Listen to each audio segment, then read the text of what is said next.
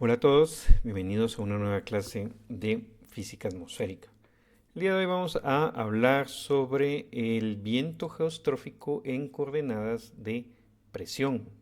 Em, por cierto, había olvidado mencionar que empezando con el tema de viento geostrófico, pues ya estamos en el capítulo 7 del libro de texto, que es casi el último capítulo que vamos a ver en el curso. Tal vez si nos da tiempo vemos un poquito del 8, pero pues ya esto indica que estamos casi que a un poco, más o menos a un mes de terminar nuestras clases. Entonces, como ya habíamos visto, ¿verdad? El viento geostrófico es la corriente, el flujo de viento que resulta cuando las únicas dos fuerzas que entran en consideración es la fuerza del gradiente de presión y la fuerza de Coriolis. Entonces ahora lo que vamos a ver es cómo expresamos el viento geostrófico en coordenadas de presión. Ya habíamos hablado antes que la presión resulta ser una coordenada vertical bastante conveniente. Entonces, este va a ser uno de esos casos en donde va a ser conveniente. Entonces, empezamos recordando cuál es nuestra fórmula o nuestra expresión para la velocidad U sub g de viento geostrófico, que como recordamos depende del parámetro de Coriolis F, la densidad del viento y el gradiente mismo de presión. Entonces notemos, ¿verdad? Que si no hay gradiente de presión, acá no hubiera ninguna velocidad, ¿verdad? Entonces es el gradiente de presión lo que al final de cuentas mueve el viento en la atmósfera. Entonces recordemos también que uno puede considerar a la presión como una variable que depende de las coordenadas x, y y z. ¿Ok? Y entonces bajo ese punto de vista, uno puede considerar cuál es el diferencial total de presión expresado en las coordenadas x, y y z. Entonces de cálculo nosotros sabemos perfectamente bien que ese diferencial total se calcula utilizando las derivadas parciales de la presión respecto de cada una de las variables de las cuales depende. Y entonces este diferencial de P pues puede ser fácilmente encontrado, ¿verdad? Dependiendo cuánto valen las derivadas y los desplazamientos de x, de y y de z. Pero vamos a considerar un caso muy especial y es el caso en donde la presión es constante. Es decir, vamos a considerar el caso tal que la presión a una cierta altura, o mejor dicho, simplemente nosotros fijamos el valor de la presión y eso va a denotar una superficie cuya altura va a variar, ¿verdad? Entonces, vamos a considerar que estamos en una superficie tal que todos sus puntos están a una presión constante. Entonces, eso lo que va a implicar es que dp es igual a cero. Y entonces, ahorita solo para simplificar un poco las cosas, vamos a despreciar la coordenada y o bien vamos a decir que dy es igual a cero. Eso es solo para quedarnos con una coordenada horizontal, que es dx, y la coordenada vertical, que es dz. Entonces vamos a suponer que solo nos estamos moviendo en horizontal en la dirección este-oeste, que es la que x denota. Y entonces, si nosotros estamos considerando que no nos estamos moviendo en una dirección arbitraria, sino que nos estamos moviendo de forma tal que la presión la mantenemos constante, entonces esta expresión que está aquí arriba se convierte en la que está aquí abajo, ¿verdad? Entonces ya dijimos dp es cero, en y no nos movemos, entonces dy es cero, y entonces solo nos quedan las derivadas respecto de x y respecto de z. Y de nuevo, si nosotros estamos moviéndonos en una superficie de presión constante, entonces esta expresión que está acá, esta suma, tiene que tener valores tales que eh, nos da cero, ¿verdad? Las derivadas junto con los diferenciales tienen que tener valores tales que a la hora de ser sumados nos da cero. Entonces, ¿Qué es lo que esto implica? Entonces recordemos que la derivada de la presión respecto de z, nosotros siempre la podemos aproximar muy bien recordando el equilibrio hidrostático. Y esa derivada es simplemente menos la densidad por la aceleración de la gravedad. Entonces cuando nosotros quitamos esa derivada y la sustituimos por menos ρg, entonces nos queda este tipo de expresión. Entonces acá nos quedaría la derivada parcial de la presión respecto de x por dx igual a, ¿verdad? Y si este término lo pasamos del otro lado, pues nos queda ρg por dz. Entonces acá hay que tener un poco de cuidado con las derivadas, ¿no? Acá ven ustedes que estamos poniendo este subíndice z, que lo que significa es que esta derivada que estamos tomando acá es una derivada parcial manteniendo z constante, ¿verdad? Porque recordemos que esta derivada viene de acá. Y cuando uno toma derivadas parciales, implícitamente derivada parcial lo que significa es derivar la presión respecto de x como si todas las demás variables son constantes, ¿no? Esa es la mismísima definición de derivada parcial. Entonces acá lo que estamos haciendo es enfatizar eso, porque más adelante, ¿no? Si nosotros nos olvidamos de este pequeño detalle, podemos caer en una confusión. Entonces, de nuevo, recordemos que lo que estamos derivando acá es la presión que dependía de x, de y y de z, y es de tal manera que z y y también, ¿verdad? Pero lo que nos interesa es z, es constante, ¿no? Eso significa esta derivada parcial que tenemos acá entre paréntesis, que de nuevo la podemos rastrear a este diferencial total que calculamos acá. Entonces, vamos a continuar acá.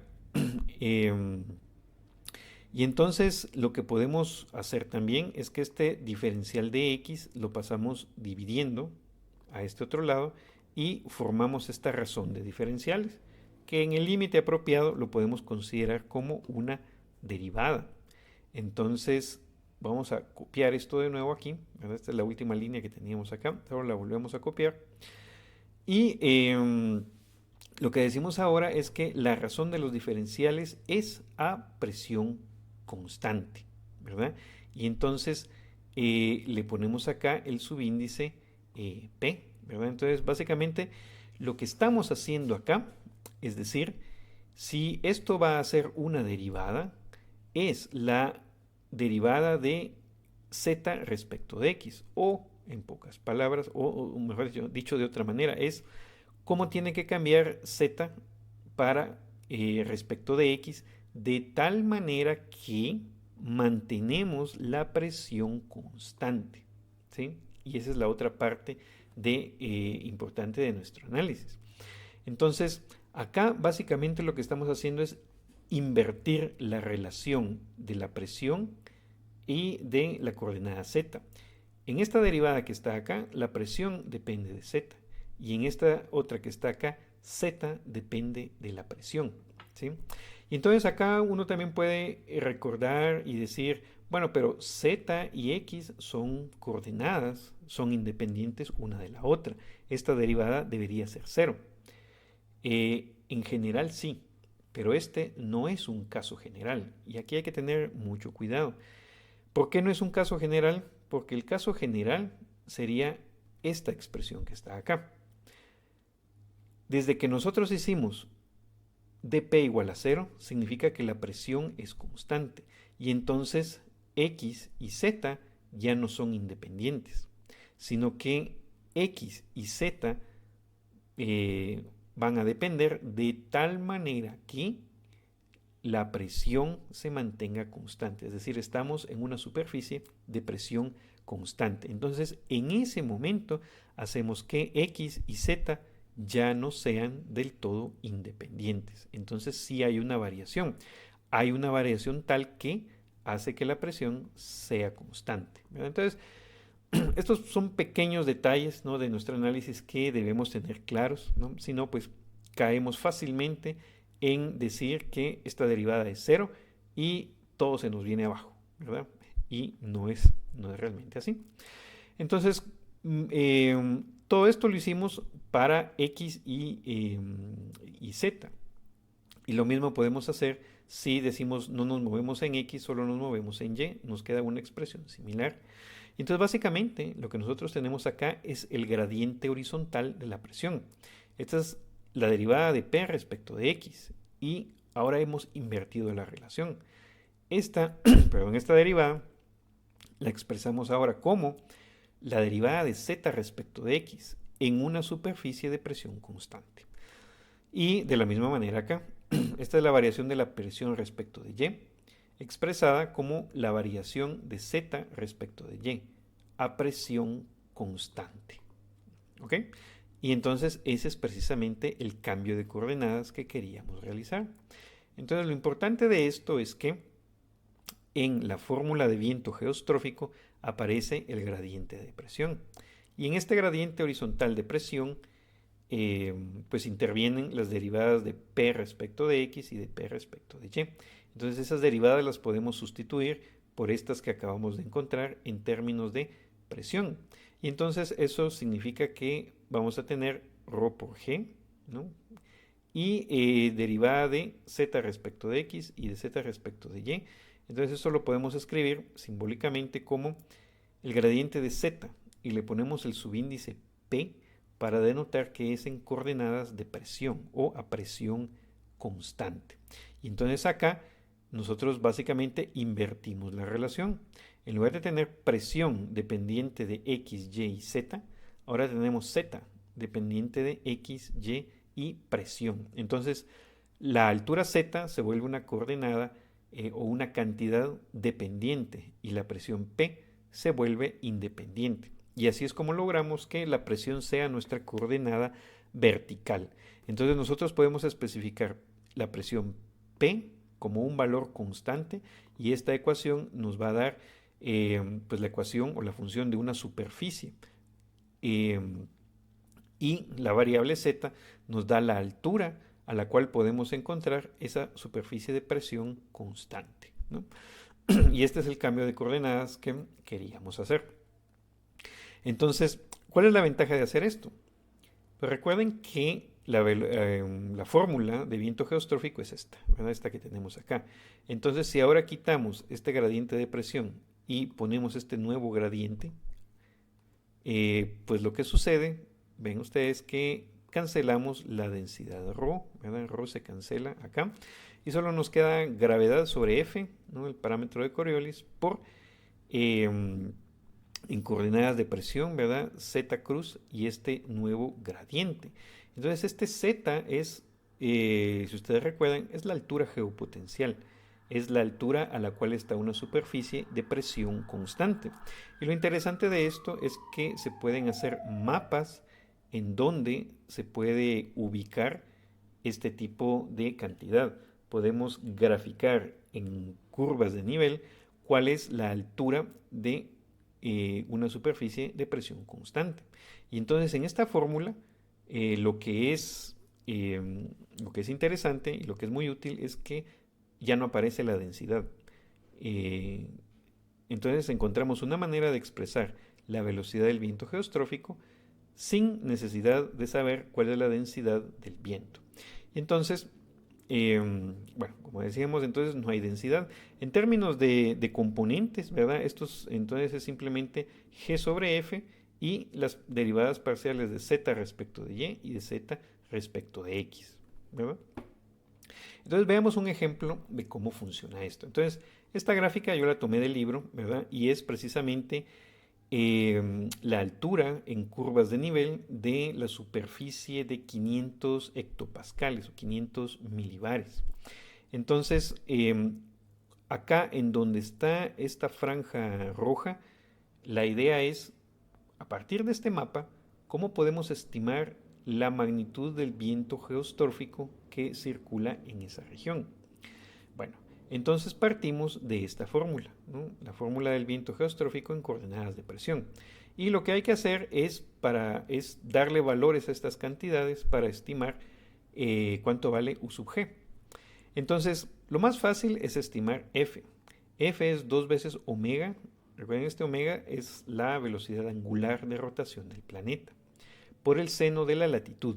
La latitud la leemos del mapa, ¿verdad? Este mapa tal vez no tiene los mejores elementos ahí de gráficos como para leerlo directamente, ¿verdad? Pero, sin embargo, con un poquito de esfuerzo, uno puede ver que esta región donde está la línea roja es alrededor de unos 40 grados de latitud. Entonces, y omega, ¿verdad? Expresado en radianes sobre segundos, nos da una F alrededor de 10 a la menos 4.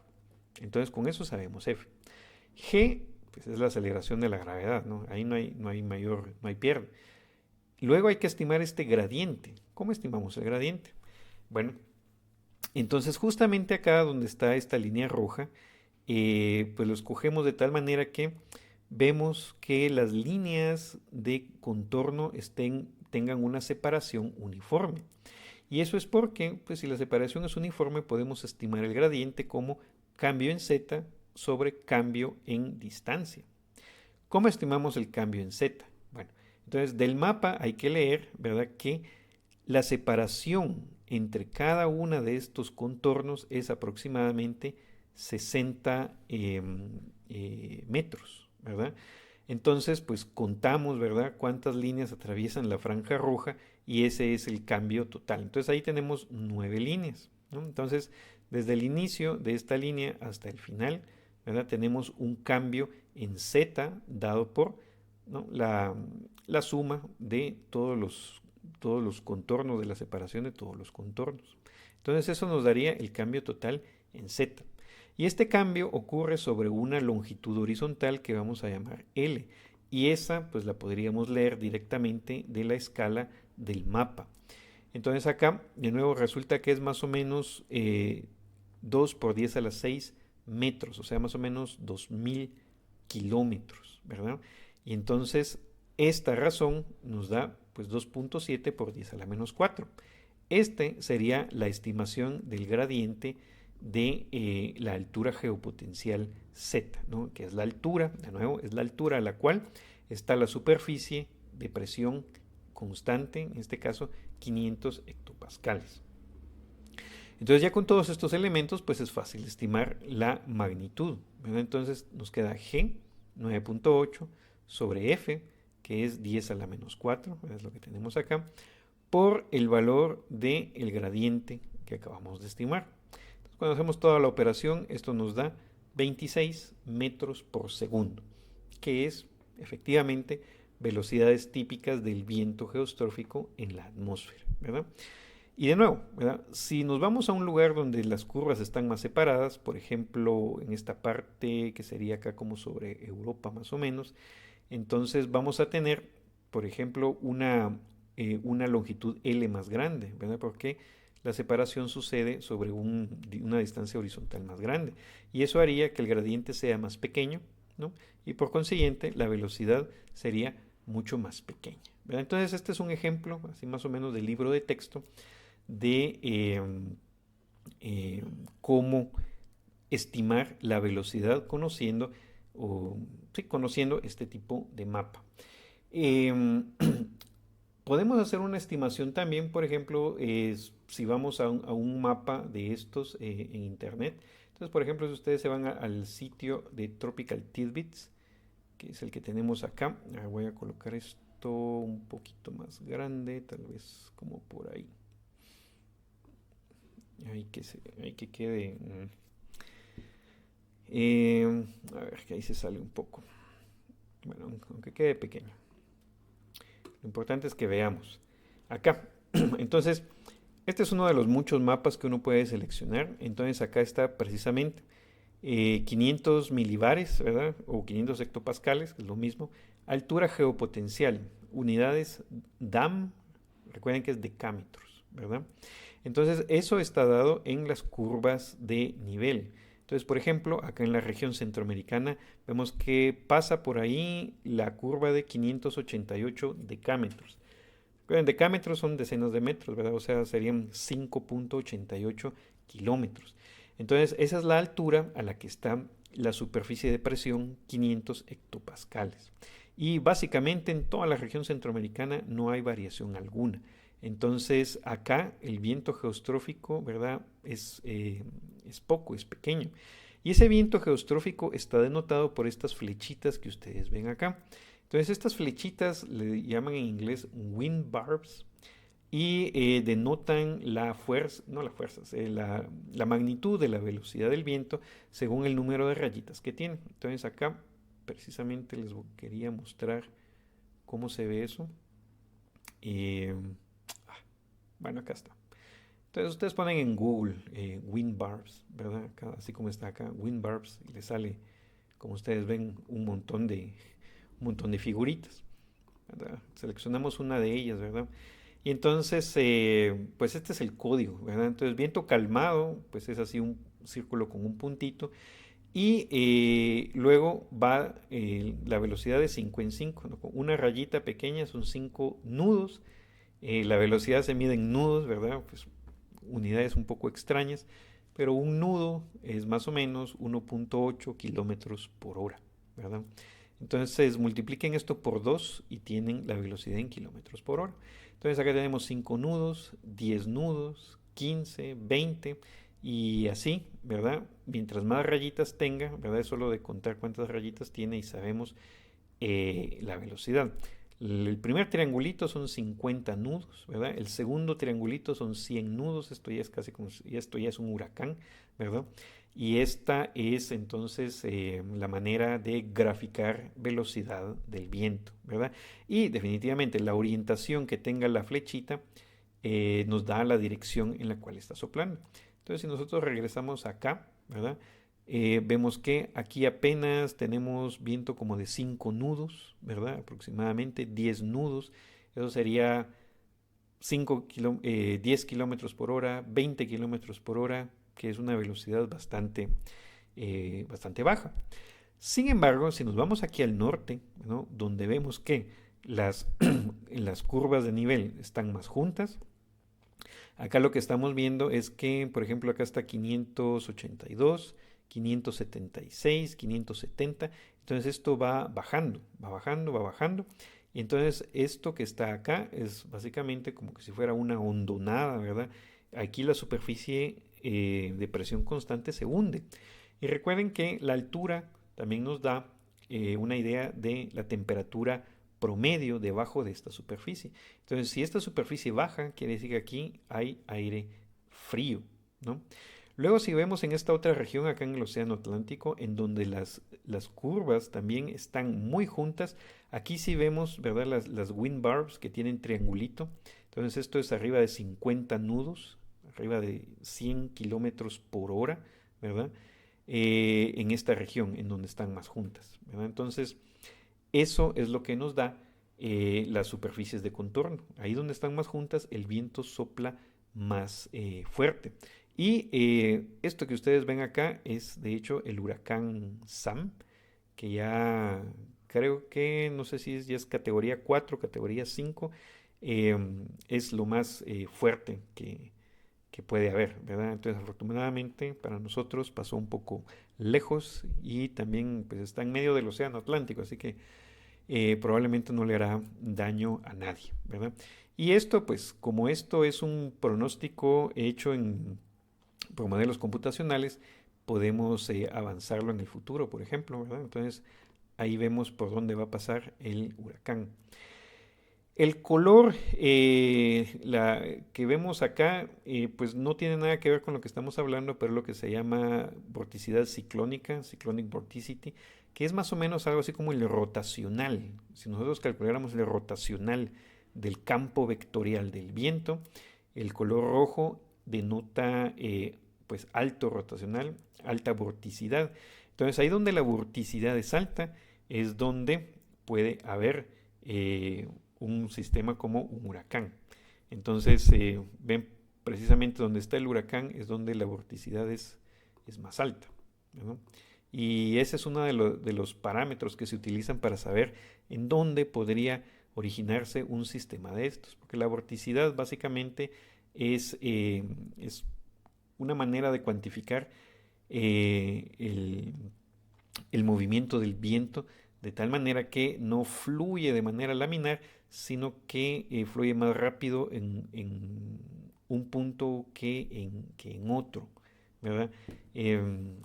Habría que trabajar un poquito las ecuaciones para verlo, ¿verdad? Pero la idea es que esta vorticidad es como el rotacional. Y si ese rotacional del campo vectorial de viento es grande, puede dar paso a un sistema como este, ¿verdad? Entonces, eso es extra nada más. Bueno, entonces regresando acá, ¿verdad? Lo que teníamos es precisamente eso, ¿verdad? Una manera en la que conociendo un mapa de estos, automáticamente podemos conocer y estimar velocidades del viento. Entonces, con esto terminamos nuestra clase de hoy.